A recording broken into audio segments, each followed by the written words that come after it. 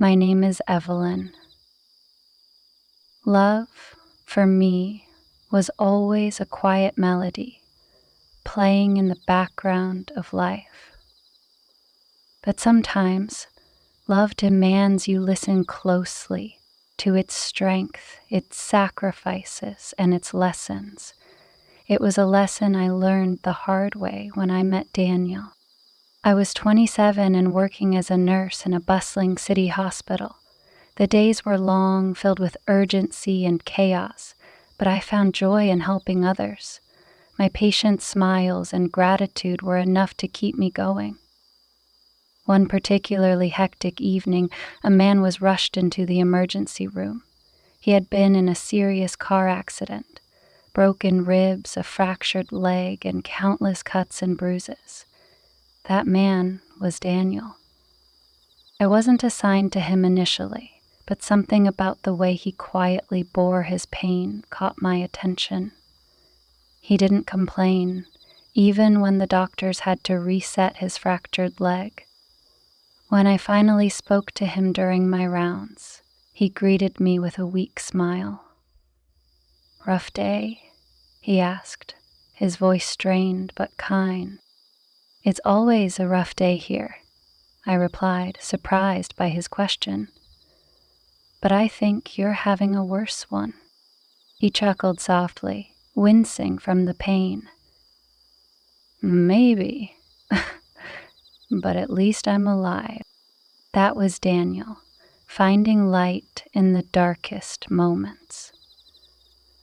Over the weeks that followed, I saw him often. His recovery was slow, and he had to stay in the hospital longer than most patients.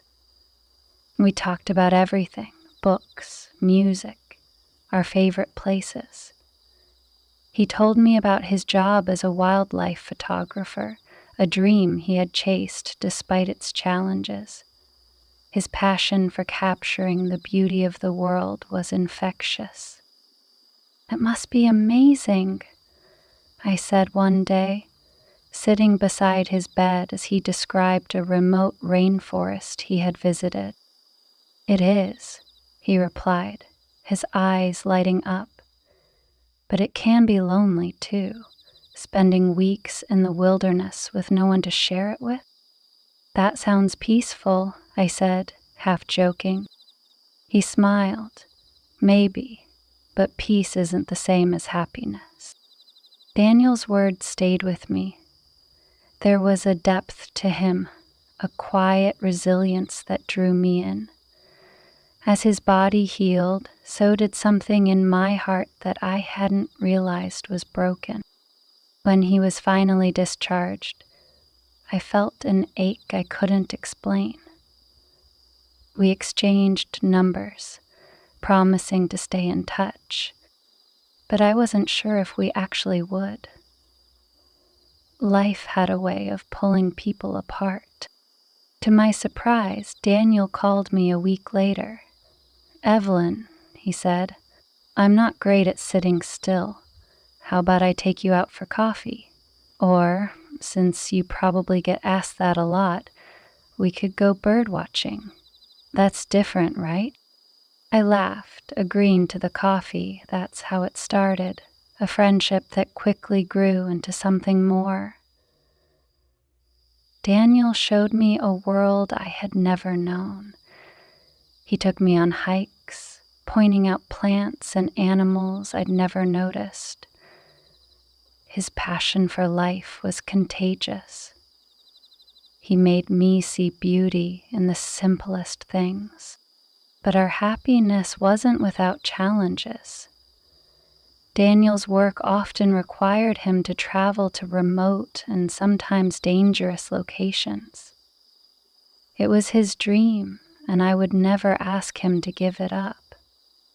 But every time he left, a part of me worried I'd never see him again.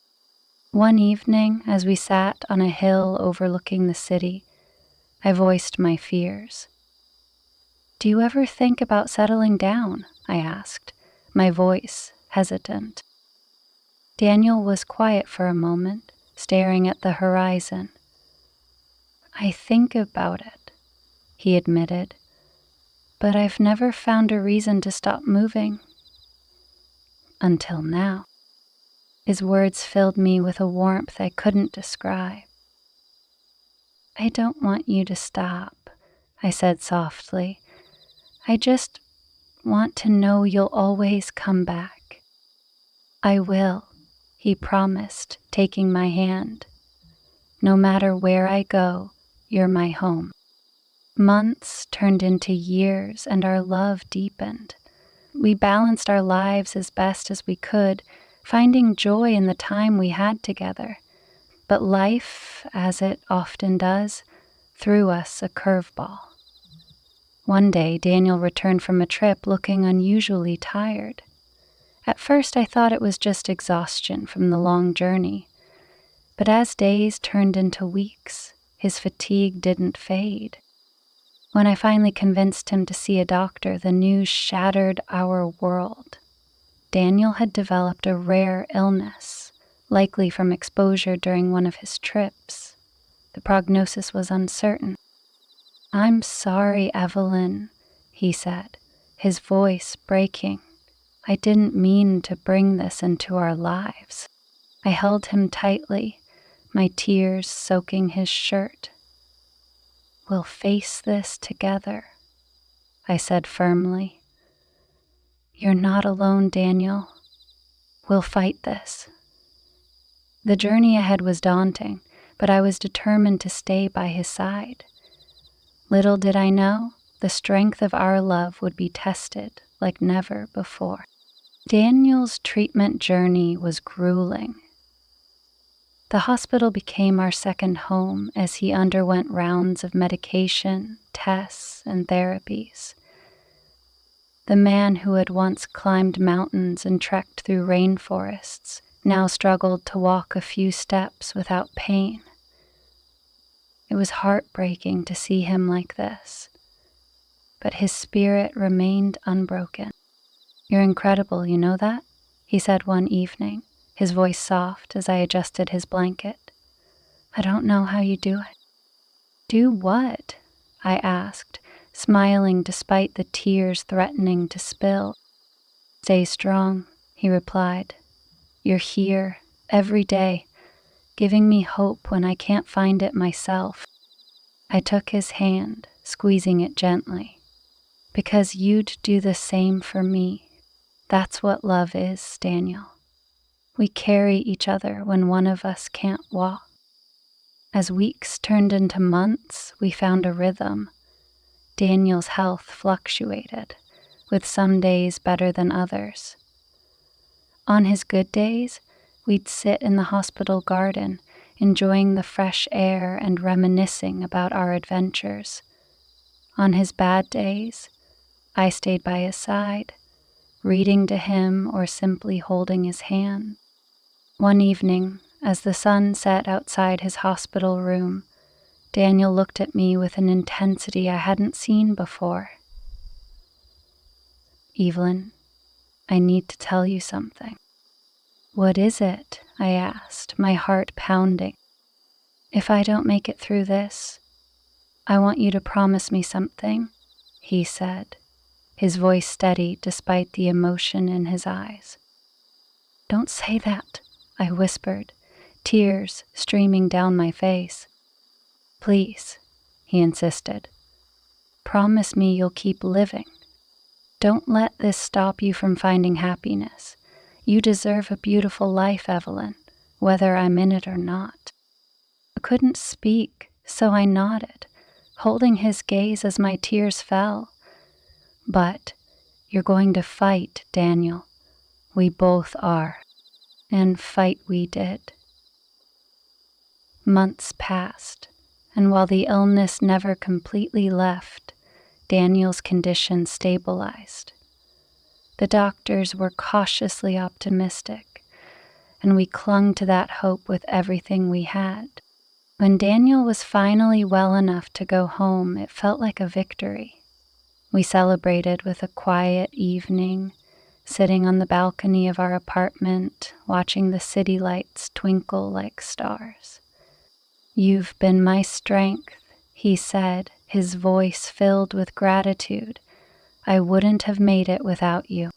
You gave me strength too, I replied. Every time you smiled, every time you fought through the pain, you reminded me why I love you. Life after the hospital wasn't easy, but we learned to adapt. Daniel couldn't return to his work as a wildlife photographer, so he started writing about his adventures instead. His stories were filled with vivid descriptions and raw emotions, capturing the beauty of the world through his words. I continued my work at the hospital, but I made sure to spend more time at home. We found joy in the little things, cooking meals together, watching documentaries, and planning trips we'd take someday. One day, as we walked through a park, Daniel stopped suddenly. Evelyn, he said, turning to me, I never asked you. What's your dream? What do you want to do? The question caught me off guard. I had spent so much time focusing on him that I hadn't thought about my own dreams in years. I don't know, I admitted. Then let's find out, he said with a smile. We'll make a list and figure it out together. That was Daniel, always thinking of others, always pushing me to be my best. Together we started making plans for the future, no matter how uncertain it seemed. Years later, as I sit by the window of our cozy home, watching the rain fall, I think about how far we've come. Daniel's health still requires care, but his spirit remains as vibrant as ever. His stories have been published, inspiring readers around the world. And me, I've started pursuing my own dreams, with Daniel cheering me on every step of the way. Our love isn't perfect, but it's real. It's built on resilience, trust, and the sacrifices we've made for each other. And as I look at Daniel sitting across the room with a notebook in hand, I know that no matter what challenges come our way, we'll face them together. Because that's what love is. Not just a melody, but a symphony of strength and devotion. If you liked my story, please like, share, and subscribe. I'll see you in the next story.